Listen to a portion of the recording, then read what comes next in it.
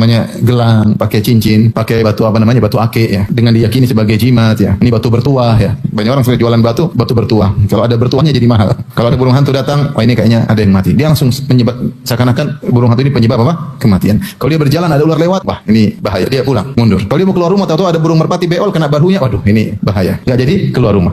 Kamu lahir tanggal berapa? Hari Kamis 28 malam Jumat Kliwon. Waduh, kamu misalnya Rabu Pahing. Wah, itu hitungannya susah itu. Bismillahirrahmanirrahim.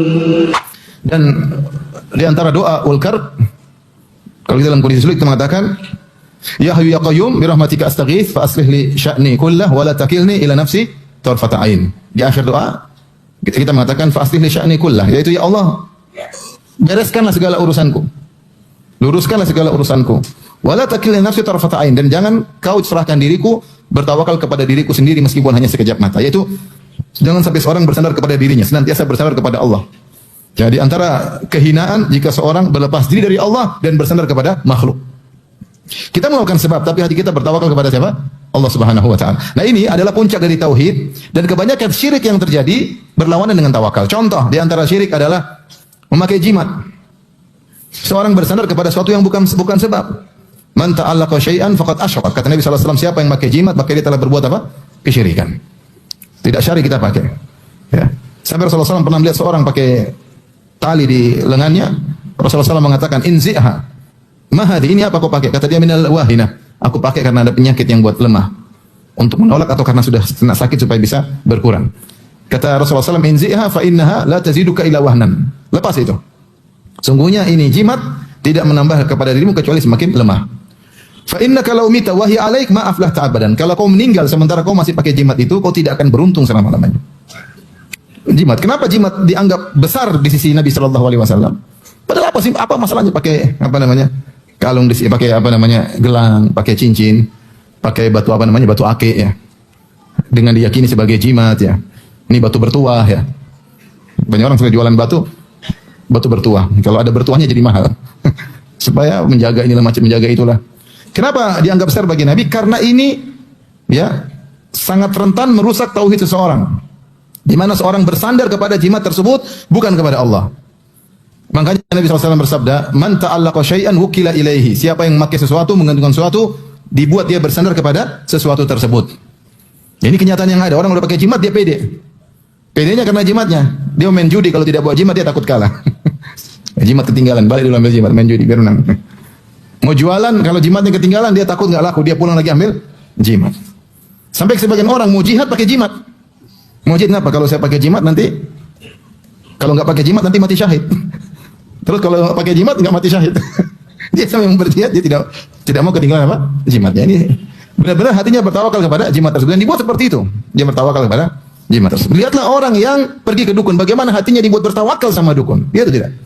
Seakan-akan urusnya tidak akan hilang kecuali di tangan dukun ini. Benar-benar hatinya hilang tawakalnya kepada Allah Subhanahu wa taala. Makanya saya bilang banyak kesyirikan disebabkan karena bertentangan dengan tawakal kepada Allah Subhanahu wa taala. Ya. Contoh lagi di antara kesyirikan yang bertentangan dengan tawakal adalah tatoyur. Kata Rasulullah SAW, "Atiyaratu syirkun." Tatoyur, pamali-pamali adalah kesyirikan. Kalau ada burung hantu datang, wah ini kayaknya ada yang mati. Dia langsung menyebab seakan-akan burung hantu ini penyebab apa? Kematian. Kalau dia berjalan ada ular lewat, wah ini bahaya. Dia pulang, mundur. Kalau dia mau keluar rumah, tahu-tahu ada burung merpati beol kena bahunya, waduh ini bahaya. Enggak jadi keluar rumah. Sehingga dia tidak bertawakal kepada Allah, tapi dia menggantungkan kesialannya kepada hal-hal yang dialami tersebut. Makanya kata Ibnu Mas'ud radhiyallahu taala anhu, beliau berkata ketika menyebut atiyaratu syirkun, tatoyur itu adalah syirik. Tatoyur adalah syirik. Wa ma minna illa, tidak seorang pun dari kita kecuali ada terbetik dalam hatinya, walakinallaha azhabahu bitawakkul, tapi Allah menghilangkan kekhawatiran tersebut dengan tawakal. Artinya apa? Jika seorang misalnya dia lagi naik mobil, tahu-tahu ada ular lewat depan dia atau ada kucing lompat depan dia, kadang-kadang dalam hati, jangan. Kalau dia mundur, itulah tatoyur. Tapi kalau yang bismillah, itu biasalah. Kucing lewat apa masalahnya? Ular lewat ya, kebetulan aja lewat. Bismillah maju. Kemudian tawakal kepada Allah, itu berarti dia tidak tunduk kepada hal-hal tersebut, tapi dia bertawakal kepada Allah. Kalau terjadi sesuatu dia mengatakan, "Qul la yusibana illa ma katabahu Allahu lana." Kalau terjadi sesuatu, Katakanlah sudah dicatat oleh Allah Subhanahu wa taala. Huwa maulana wa 'ala Allahi falyatawakkalul mu'minun. Allah lah yang menolong kita dan kepada Allah bertawakallah orang-orang yang beriman. Tatoyur dianggap syirik karena bertentangan dengan apa? Tawakal. Orang kalau udah di sesuatu, waduh ini akan begini, akan begitu, akan begini. Sehingga dia seakan-akan hal-hal tersebut penyebab kesialan dirinya. Sialan dirinya. Lihat orang yang percaya sama hari-hari sial, waduh repot. Kalau mau nikah, hitungannya susah. Kamu lahir tanggal berapa? Hari Kamis, 28 malam Jumat Kliwon. Waduh, kamu lahir yang perempuan, misalnya Rabu Pahing. Wah, itu hitungannya susah itu. Kenapa kalau nikah sekarang nanti sial? Dihitung-hitung ternyata 6 bulan lagi. Hitungan ini bikin sial. Karena menunda pernikahan. ini tatoyur, ini bukan hal sepele. Mungkin bagi kita apa sih Ustaz urusannya? Enggak, ini syirik seperti ini. Yang bilang syirik siapa? Nabi SAW. Kenapa? Karena menghilangkan tawakal kepada Allah, bersandar kepada sesuatu yang tidak syar'i. Tadi kita sudah apa? Di antaranya adalah jimat, di antaranya pergi ke dukun, di antaranya ini tatoyur. Dan di antara syirik kecil yang bertentangan dengan tawakal adalah ujub. Adalah apa? Ujub. Pede pada diri sendiri. Ini sering saya sampaikan, tapi tidak apa saya ulangi lagi malam ini ya. Bahwasanya apa definisi ujub? Ujub yaitu merasa keberhasilan adalah dengan sebab-sebab kita. Syekhul Islam Ibnu Taimiyah menyebutkan, barang siapa yang mentahqiq mewujudkan iyyaka na'budu wa iyyaka nasta'in, maka dia akan selamat dari riya dan dia selamat dari ujub. Iyyaka na'budu yaitu dia berikrar setiap kali salat, hanya kepada Engkau lah ya Allah aku beribadah. Aku ngaji, aku bersedekah, aku hajian, aku umrah, aku berbakti sama orang tua karena Engkau ya Allah, bukan untuk disanjung oleh siapapun. Sehingga aku tidak mau memposting ibadah yang aku lakukan. Kalau tidak diposting aja gatal mau cerita, apalagi di posting ya. Kita hati ini kita lemah. Saat saya posting saya bisa ikhlas, mantap. Ya enggak apa-apa, ya, kalau bisa oke lah. Kita aja enggak posting aja ingin apa? Cerita. Oh saya kemarin gini, oh saya kemarin umrohkan ayah saya kemarin gatal mau cerita. Ini enggak pakai cerita, langsung apa? Posting. Mantap ya. Iyyaka na'budu, yaitu Allah, aku beribadah hanya kepada Engkau. Semua yang aku lakukan. Aku baik sama istriku, aku berbakti kepada suamiku, berbakti kepada orang tuaku, aku haji, aku umrah, aku bersedekah, aku salat malam, aku baca Quran. Semuanya karena Engkau ya Allah, bukan karena manusia. Siapa yang mewujudkan iyyaka na'budu, sudah ingat hanya kepada Allah aku beribadah, maka dia akan selamat dari riya. Dan siapa yang mewujudkan mentahqiq wa iyyaka nasta'in, hanya kepada Engkau lah kami mohon pertolongan, dia akan selamat dari ujub. Dia tahu bahwasanya segala keberhasilannya adalah dari siapa? Dari Allah Subhanahu wa taala. Aku berhasil hafal Quran karena Allah. Aku bisa dapat hidayah karena Allah, ya. Aku bisa sukses ya. Rumah makan Padangku laris karena siapa? Allah Subhanahu wa taala. Ya. Tapi di sini enggak ada rumah makan Padang kan? Enggak ada. Di Padang juga enggak ada rumah makan Padang, tapi semua rumah makan Padang meskipun tidak dipasang nama ya. Rumah Padang, rumah makan Padang, restoran Padang di luar sana banyak yang laris. Juga karena siapa? Karena Allah. Semuanya. Saya berhasil sekolah S1, S2, S3 semua karena Allah Subhanahu wa taala. Ini sehingga dia mengakui bahwasanya semua keberhasilan yang dia peroleh adalah dari Allah Subhanahu wa taala. Siapa yang memiliki keyakinan seperti ini, dia akan selamat daripada ujub. Ujub, Syekhul Islam rahimahullah menjelaskan, adalah syirik terkait dengan tauhid ar-rububiyah. Adapun riya adalah syirik terkait dengan tauhid al-uluhiyah. Bagaimana? Kalau kita riya, kita tujuan kita adalah Allah dan selain Allah. Saya berdakwah karena Allah, tapi saya juga berdakwah supaya disanjung oleh manusia. Ini riya. Tujuan saya Allah dan selain Allah. Saya bersedekah supaya dapat pahala dari Allah dan juga supaya dapat sanjungan dari masyarakat. Ini namanya riya. Ingin dipuji oleh masyarakat. Sehingga kita menduakan Allah dengan makhluk. Menduakan Allah dengan mensekutukan Allah dengan makhluk, karena tujuan kita karena Allah dan juga karena selain Allah. Riya. Ikhlas mengharuskan tujuan kita semata-mata karena Allah Subhanahu wa taala. Murni saya ingin mencari ridha Allah, itu baru namanya ikhlas. Bersih dari riya. Ujub adalah kita berbuat syirik dari sisi rububiyah, bahwasanya kita mengatakan keberhasilan kita bukan hanya karena Allah tapi karena saya juga. Jadi kalau riya kita mensekutukan Allah dengan orang, kalau ujub kita mensekutukan Allah dengan diri kita sendiri. Paham? Karena kita bilang saya berhasil ini karena Allah, memang Allah, tapi karena saya juga.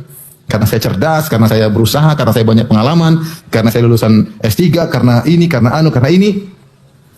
Itulah ujub. Kapan kita merasa keberhasilan kita? Karena diri kita juga ikut andil dalam keberhasilan tersebut, maka itulah namanya apa?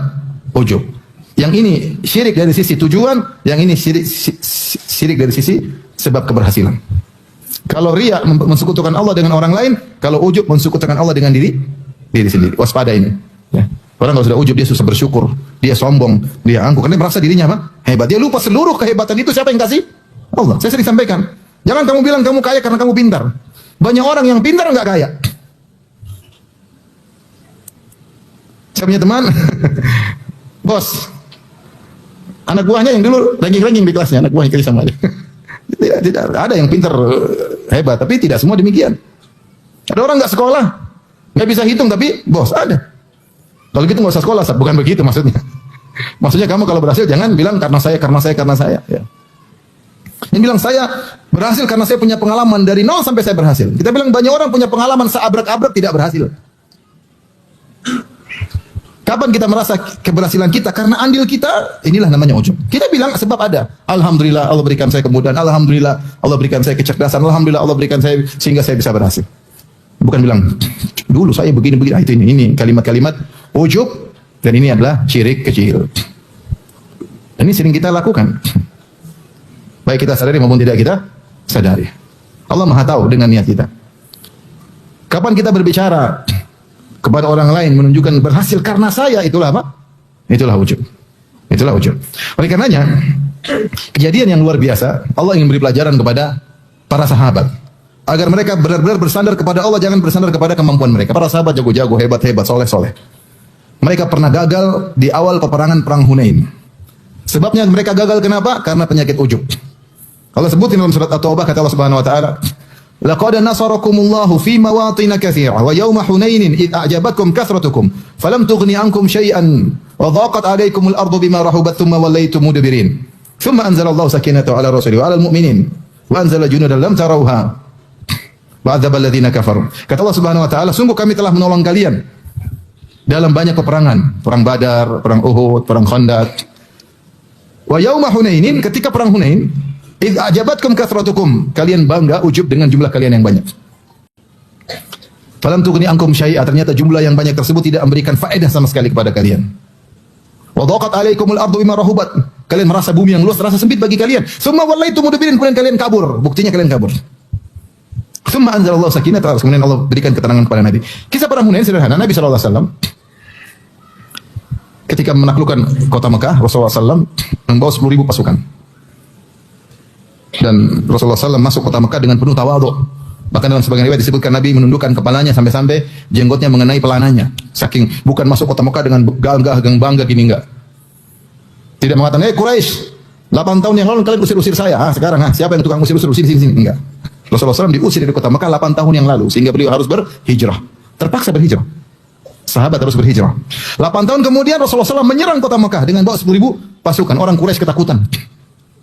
Saatnya Rasulullah SAW kalau mau sombong, saatnya sombong. Kalau mau gagah-gagahan, saatnya gagah-gagahan. Kalau saatnya mau ujub, silakan ujub saat itu. Tapi Rasulullah SAW tidak demikian.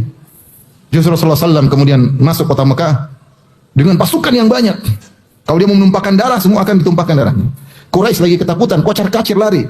Tapi Rasulullah SAW masuk dengan penuh tawadhu, bahkan tunduk sampai jenggotnya hampir mengenai pelana beliau. Sambil beliau baca firman Allah, Inna fatahna laka fathan mubina. Sungguhnya kami memberikan kepada engkau wahai Rasulullah kemenangan yang nyata. Rasulullah ingin ingatkan bahwasanya kemenangan ini dari siapa? Dari Allah, bukan dari dirinya. Allah yang buat beliau menang.